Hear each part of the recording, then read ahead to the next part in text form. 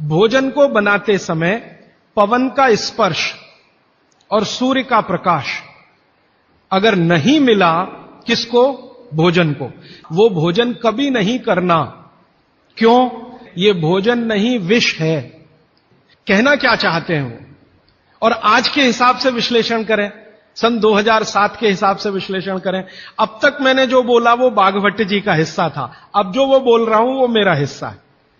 बागभट्ट जी कह रहे हैं कि प्रेशर कुकर का भोजन ना करें, क्योंकि प्रेशर कुकर एक ऐसी तकनीक है जिसमें भोजन बनाते समय ना तो सूर्य का प्रकाश जा सकता है, ना पवन का स्पर्श उसको मिलेगा।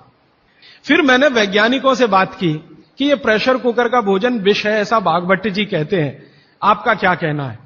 तो हमारे देश में CDRI नाम की एक बड़ी लेबोरेटरी है, सेंट्रल ड्रग रिसर्च इंस्टीट्यूट। वहां के 2 साइंटिस्टों ने कहा कि यार काम तो हमने करके देखा है, बात सही है बागभट्ट जी। मैं कहता हूं ये टीवी पे बोलो, तो उन्होंने कहा ये प्रेशर कुकर कंपनियां गर्दन काट देंगी हमारी, तुम चाहो तो बोलो। मैंने कहा आपकी रिसर्च क्या कहती है? वो ये कहते हैं कि ये जो प्रेशर कुकर है ज्यादा से ज्यादा या 99% एल्यूमिनियम के बने हुए हैं, और वो ये कहते हैं कि भोजन रखने और बनाने का सबसे खराब मेटल अगर कोई है तो एल्यूमिनियम ही है। 18 साल का रिसर्च ये कहता है कि अगर इस एल्यूमिनियम के प्रेशर कुकर का खाना बार बार आप खाते जाओ तो गारंटी है कि आपको diabetes, asthma, TB, arthritis, bronchitis भी होने की पूरी संभावना है, और सबसे ज्यादा टीबी होने की संभावना है। तो उन्होंने कहा 48 बीमारियों को हम डिटेक्ट कर चुके हैं जो प्रेशर कुकर के खाने से ही होती हैं। और उन्होंने कहा सबका जीवन कम होता है और जीवन की शक्ति कम होती है, प्रतिकारक शक्ति कम होती है, और रोग बहुत जल्दी उनको आते हैं। मैंने ये तय किया कि पता करो कि ये एल्यूमिनियम कब से आया, तो पता चला 100-125 साल पहले आया, कि अंग्रेजों की सरकार का जो पहला नोटिफिकेशन आया एल्यूमिनियम के बर्तन बनाने का, वो जेल के कैदियों के लिए ही आया। और उनका यह तय हुआ था कि जेल के कैदियों को एल्यूमिनियम के बर्तनों में ही भोजन दिया जाए, क्योंकि ये सब भारत के क्रांतिकारी हैं और अंग्रेजों को इन्हें मारना है। उस जमाने में आप जानते हैं जेल में कोई भी होता था तो वो क्रांतिकारी होता था। भगत सिंह हो या उधम सिंह, चंद्रशेखर हो या अशफाक उल्ला, राजेंद्र नाथ लाहिड़ी हो या ठाकुर रोशन सिंह, ये सब तो क्रांतिकारी थे जो जेलों में जाया करते थे अंग्रेजों के जमाने। इनको जानबूझकर एल्यूमिनियम के बर्तन में ही खाना देना है ताकि ये जल्दी मरे या मरने की स्थिति में आ जाए। तो समझबूझकर अंग्रेजों की सरकार ने एल्यूमिनियम के बर्तन इस देश में इंट्रोड्यूस किए। अब परिणाम क्या हुआ? अंग्रेज तो चले गए, लेकिन जेलों में आज भी ये नियम चल रहा है कि भोजन एल्यूमिनियम के बर्तनों में ही दिया जाएगा। और अब मुश्किल ये हो गई है कि वो जेलों से हमारे घर में आ गया, और हमारे घरों से ज्यादा गरीबों के घर में आ गया। ज्यादा गरीब लोगों के भोजन तो सारे एल्यूमिनियम के बर्तनों में ही बन रहे हैं, और वो बेचारे बिना जाने बूझे ट्यूबरकुलोसिस और अस्थमा जैसी बीमारियों के शिकार हो रहे हैं। मैंने उदाहरण के लिए आपको समझा दिया कि प्रेशर कुकर का भोजन नहीं करना, क्योंकि ये जहर है। एक और चीज है अपने घर में, रेफ्रिजरेटर। और एक तीसरी चीज है अपने घर में, माइक्रोवेव ओवन। इसमें भी सूर्य का प्रकाश नहीं जा सकता, पवन का स्पर्श नहीं हो सकता। मतलब सीधा सा ये है कि आधुनिक तकनीकी से बनी हुई चीजें जो हमारे घरों में आई हैं पिछले 15-20 वर्षों में, बागवट जी के अनुसार इनमें रखा हुआ पकाया हुआ भोजन विष है, तो ना करें। आप कहेंगे जी हम तो करेंगे, हम तो छोड़ नहीं सकते प्रेशर कुकर को, हम तो छोड़ नहीं सकते रेफ्रिजरेटर को, हम तो छोड़ नहीं सकते माइक्रोवेव ओवन को, क्योंकि इसमें भोजन से समय बचता है। तो मैं उनसे पूछता हूं ठीक है समय बचता है, तो बचे हुए समय का क्या करती हैं? तो ज्यादातर माताओं बहनों का उत्तर है सास भी कभी बहू देखते हैं। और फिर मैं जब उनको समझाता हूं कि ये जो आपने आधा घंटा या 1 घंटा समय बचाया भोजन पकाने में, ये आपका घंटों घंटों हॉस्पिटल में खराब कराएगा, तब नेट रिजल्ट क्या? वही 0 का 0। प्रेशर कुकर एक ऐसी टेक्नोलॉजी है जो खाने को जल्दी पकाती है, ये है सीधा सा मतलब। अब खाने को जल्दी पकाने के लिए ये प्रेशर कुकर क्या करता है? जो भोजन आपने उसमें अंदर रखा है पकने के लिए उस पर, और जो पानी डाला है आपने भोजन पकाने के लिए उस पर अतिरिक्त दबाव डालता है। यह है प्रेशर। प्रेशर माने दबाव। और यह अतिरिक्त दबाव कहां से आता है? प्रेशर कुकर में आपने दाल डाली, ऊपर से पानी डाला, थोड़ा हल्दी मसाले डालकर बंद करके रख दिया। अब उसमें वो एक सीटी लगा दी। वो सीटी लगाई, यही सबसे खतरनाक चीज है पूरे प्रेशर कुकर के। सीटी लगाते ही क्या करता है? नीचे से गर्म और ऊपर से भाप का दबाव। किस पर? दाल पर, चावल पर, सब्जी पर। यह दबाव डाल के होता क्या है? एक दाल को तोड़कर दो टुकड़े, जिसको द्विदल कहते हैं, जैन समाज के लोग तुरंत समझ में आ जाएंगे, द्विदल। तो ये दाल जो है ना फट जाती है, वो दाल दरक जाती है और पानी इतना गर्म होता है तो उबल जाती है। पकती नहीं है, उबलती है। पकना और उबलने में अंतर है। उबल गई है और उसका सॉफ्टनेस बढ़ गई है। तो आपने खा लिया तो आपने कहा पकी हुई दाल खा ली। माफ करिए, दाल पकी हुई नहीं है। पकी हुई दाल का आयुर्वेद में एक सिद्धांत है कि जिस वस्तु को खेत में पकने में जितना ज्यादा समय लगता है, भोजन रूप में पकने में भी उसको ज्यादा समय लगता है। तो आप जानते हैं अरहर की दाल को खेत में पकने में कम से कम 7 से 8 महीने लगता है। क्यों? अरहर की दाल में जो कुछ भी है, जिसको आप न्यूट्रिएंट के रूप में जानते हैं, माइक्रो न्यूट्रिएंट के रूप में जानते हैं, खेत की मिट्टी में कैल्शियम है, खेत की मिट्टी में आयरन है, खेत की मिट्टी में सिलिकॉन है, कोबाल्ट है, जिप्टन है, जोरोन है, ये सब माइक्रो न्यूट्रिएंट्स खेत की मिट्टी में है। ये पौधे की जड़ में आते हैं, जड़ से तने में आते हैं, तने से फल में आते हैं। इस पूरी क्रिया में बहुत समय लगता है, तो इसलिए दाल को पकने में समय लगता है। आप दाल क्यों खाना चाहते हैं? आप दाल खाना चाहते हैं प्रोटीन के लिए। प्रोटीन कहां से आएगा? ये जो माइक्रो न्यूट्रिएंट्स का कलेक्शन दाल में इकट्ठा है, इनके टूट जाने पर, बिखर जाने पर, तो वो बिखरने और टूटने में उसको देरी लगने वाली है, क्योंकि आने में देरी लगी है। और प्रकृति का दूसरा नियम है कि जिन चीजों को पकने में, बड़ा होने में ज्यादा समय लगा है, उनको डिसॉल्व होने में भी ज्यादा समय लगेगा। और दाल जब डिसॉल्व होगी तब उसके प्रोटीन्स आपको मिलेंगे भोजन में। इसीलिए आप दाल खा रहे हैं, ताकि आपको प्रोटीन की कमी पूरी हो। कुछ विटामिन्स आपको चाहिए, कुछ प्रोटीन्स आपको चाहिए, कुछ और दूसरे अंश आपको चाहिए। तो आयुर्वेद का नियम बिल्कुल सीधा है कि दाल ज्यादा देर में पकी है तो घर में भी ज्यादा देर में पके। अब मेरे समझ में आया कि हमारे पुराने लोग जो बुजुर्ग थे वो कितने बड़े वैज्ञानिक थे। मैं एक बार जगन्नाथपुरी गया था, आप भी गए होंगे। तो मैंने मंदिर के महंत को पूछा कि ये भगवान का प्रसाद, माने वहां दाल और चावल मिलता है प्रसाद के रूप में, वो मिट्टी की हांडी में क्यों बनाते हैं? तो उसने एक ही वाक्य कहा, मिट्टी पवित्र होती है। लेकिन वो जो नहीं कह पाया महंत, वो आपको मैं कहना चाहता हूं कि मिट्टी न सिर्फ पवित्र होती है, बल्कि मिट्टी सबसे ज्यादा वैज्ञानिक होती है। क्योंकि हमारा शरीर मिट्टी से बना है। हम जब मरते हैं ना और शरीर को जला देते हैं तो 20 ग्राम मिट्टी में बदल जाता है पूरा शरीर। और इस राख का मैंने विश्लेषण करवाया एक लेबोरेटरी में, तो उसमें कैल्शियम निकलता है, फास्फोरस निकलता है, आयरन निकलता है, जिंक निकलता है, सल्फर निकलता है, 18 माइक्रो न्यूट्रिएंट्स निकलते हैं मरे हुए आदमी की राख में। ये सब वही माइक्रो न्यूट्रिएंट्स हैं जो मिट्टी में है। तो वो महंत कहता है कि मिट्टी पवित्र है, इसलिए हम मिट्टी के बर्तन में ही दाल पकाते हैं। भगवान को पवित्र चीज ही देते हैं, अपवित्र चीज भगवान को नहीं दे सकते।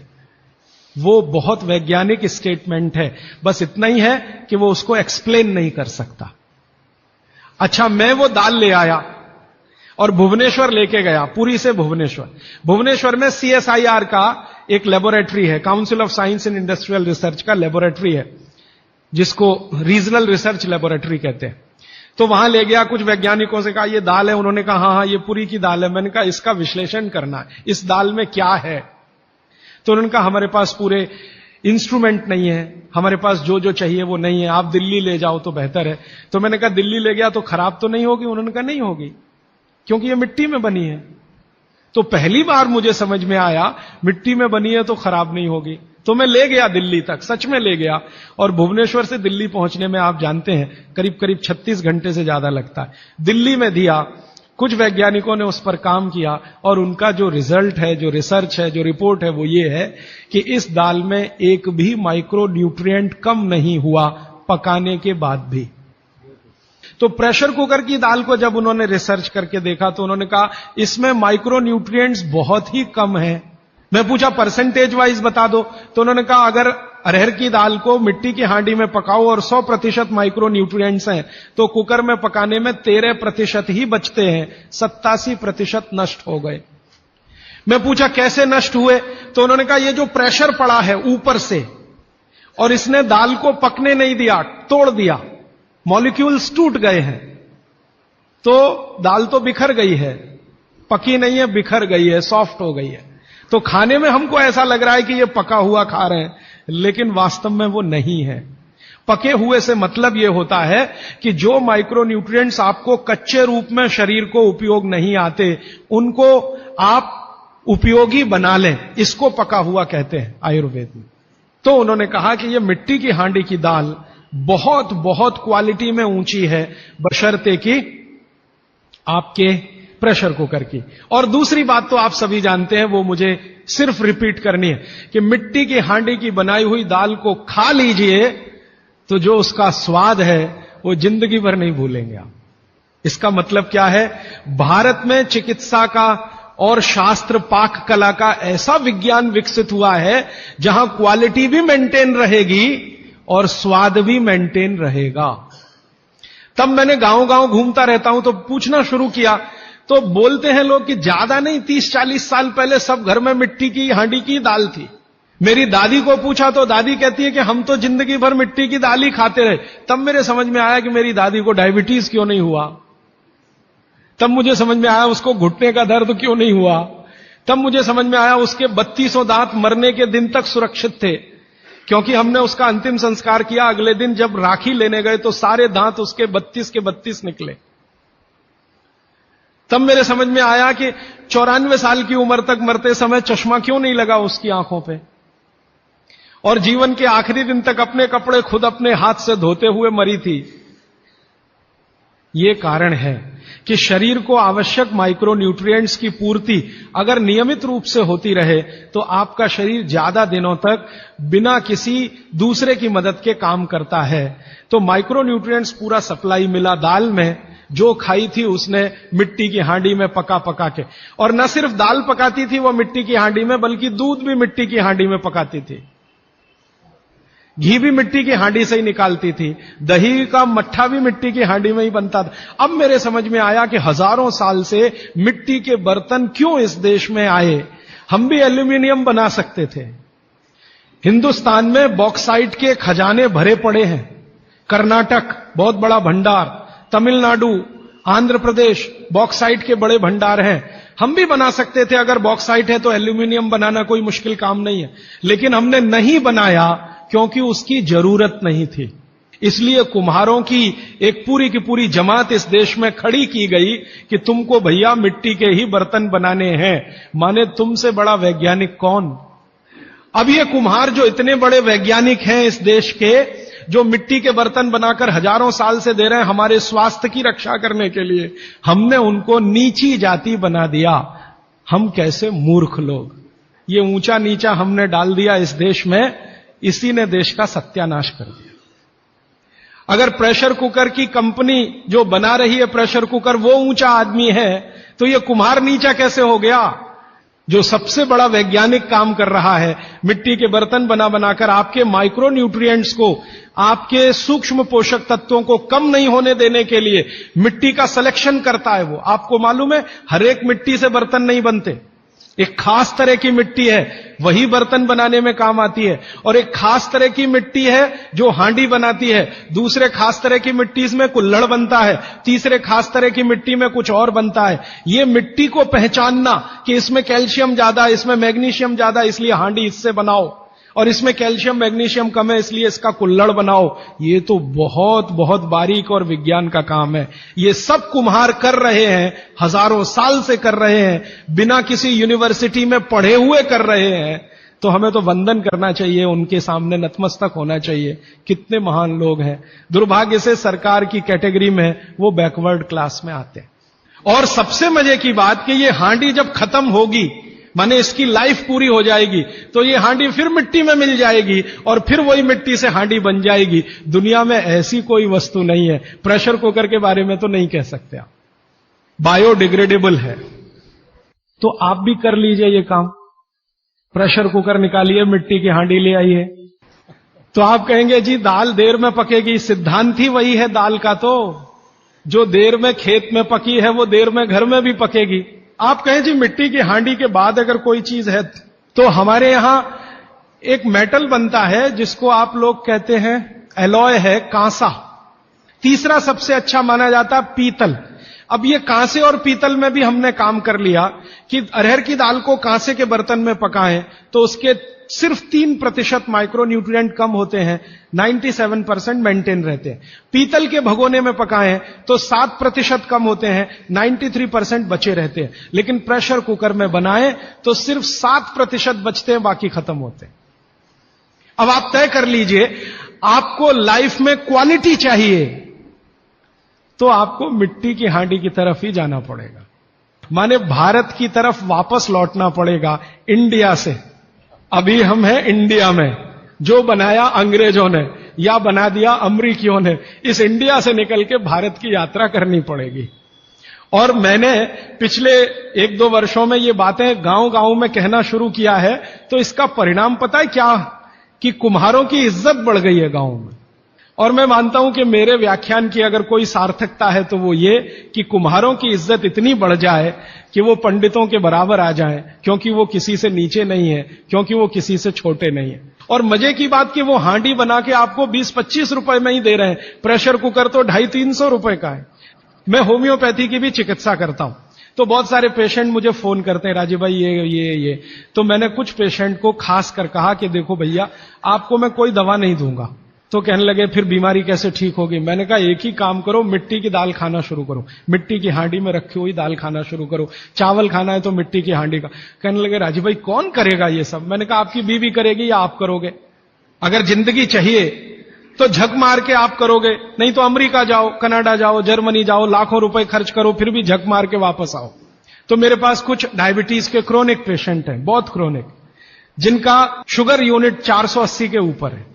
ऐसे 100 से ज्यादा पेशेंट, वो 8 से 9 महीना हो गया नियमित रूप से मिट्टी की दाल और मिट्टी का चावल, माने हांडी की दाल और हांडी का चावल, हांडी की खिचड़ी नियमित रूप से खा रहे हैं। और अब तो उन्होंने मिट्टी का तवा भी ले आया अपने घर में रोटी बनाने के लिए। बाजरे की रोटी बहुत अच्छी बनती है इस मिट्टी के तवे पे, तो रोटी भी उसी की खा रहे हैं। 8 महीने के बाद सबका शुगर टेस्ट किया है तो 480 यूनिट वाला अभी 180 यूनिट पे है, बिना किसी मेडिसिन के, बिना किसी इंजेक्शन के, बिना किसी टॉनिक के। और होम्योपैथी की कोई दवा नहीं दी मैंने उनको। कुछ लोगों को ज्यादा परेशान थे, दवा भी दो, उनको प्लेसिबो दे दिया। प्लेसिबो समझते हैं? खाली गोली, दवा नहीं डाली। तो पेशेंट को लग रहा है कि मैं दवा खा रहा हूं, दवा खा के अच्छा हो रहा हूं। मुझे मालूम है कि वो कोई दवा नहीं है, वो प्लेसिबो है, वो अच्छा हो रहा है उस मिट्टी की दाल खा के, मिट्टी का चावल खा के, मिट्टी की खिचड़ी खा के। रिजल्ट ये है। तब मैंने मान लिया कि बाघभट्ट सच में महान आदमी थे।